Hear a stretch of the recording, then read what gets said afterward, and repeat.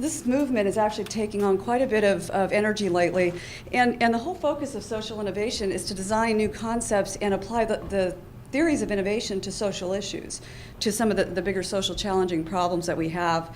One of the things I found interesting, and believe it or not, this is from Wikipedia, and it's actually pretty well done, is that while oftentimes social innovation is sometimes viewed from the government sector or the private sector or the nonprofit sector, what we're finding more and more these days is that it's at the intersection of these different organizations that the true innovations can take place. So where you may have a government, and the stimulus money that they're putting forward is one of the examples, where the government can fund something and then have corporations work on trying to solve those problems. And so we really want to try to become part of that movement and really start applying the outcome-driven innovation methodology to solving these problems. All right, well, I'd like to introduce you to our next speaker, and as you can see from his cartoon up here, he's going to be talking about massive growth, and when we say massive, we mean massive growth through positioning and messaging. So Dave Wash is going to be speaking to us, and Dave has been with Microsoft for how many years? Almost 12. Almost 12 years, and I've actually worked with Dave on a number of occasions for throughout the past 7 years, and every time I work with him, he's in a new division. And Dave's just a fantastic speaker, been a huge advocate of ODI, and the fun thing about Dave is he actually uses ODI. And when I say use it, he uses it. I asked him one time how he did it, and he said he has a big bat, and he uses it. So please welcome Dave Washa. We're really excited to have Jerry Groen with us here today. And Jerry is the Vice President of the Innovation Center at Hospira.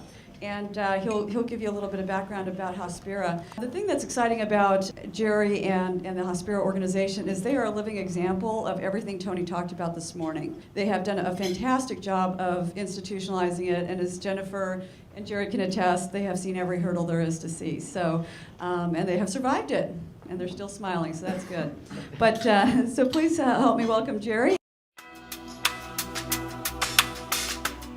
We have our distinguished panel of ODI Underground. It was a name that came up from one of our institutes, and he said, you know, no one in my company believes in ODI but me. He goes, it's a stealth underground project. He goes, but I'm getting converts by the day. And so we came up with this whole idea of having the ODI underground grassroots movement. And what we're going to do is we're going to have each of the panelists introduce themselves. And we talked last year at the conference about how ODI was becoming a movement and how this movement had just really started getting a lot of momentum. And we've really seen that going throughout this past year, is that the movement has grown, and it's grown a lot. And so we're really excited this year to be launching, I think we have in the Q-Words lands about 6 case studies queued up. So we'll be having a lot of good information for you to see how companies have really used this methodology. This year, we're taking this movement to the next level and looking at how this movement can help apply to your company in terms of helping it strategically move forward, how to grow organically using this methodology. And so Tony's going to be talking today on a whole new perspective on strategy. And so I'd like to have Tony come up and we'll get started.